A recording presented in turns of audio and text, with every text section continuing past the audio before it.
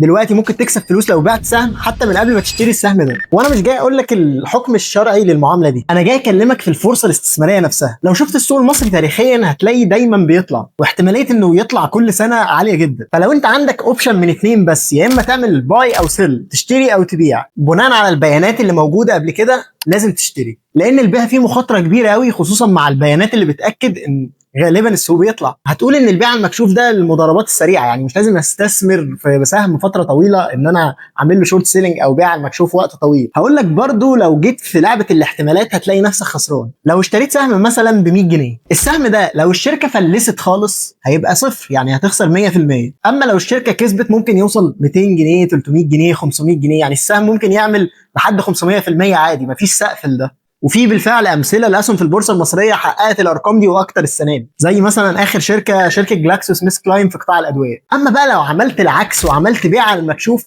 فمفيش اصلا حد للخساره اللي انت ممكن تخسرها، لانك لو بايع السهم على 100 جنيه والسهم وصل 200 300 500، انت كل ده خساير ليك. اما بقى سقف المكسب بالنسبه لك فهو ال 100% لو الشركه فلست فعلا. فقول لي كده، تفتكر البيع المكشوف ده قرار حلو ولا لا؟ وسيب كومنت بكلمه شورت لو عايزني ابعت لك فيديو يشرح ايه هو الشورت سيلينج.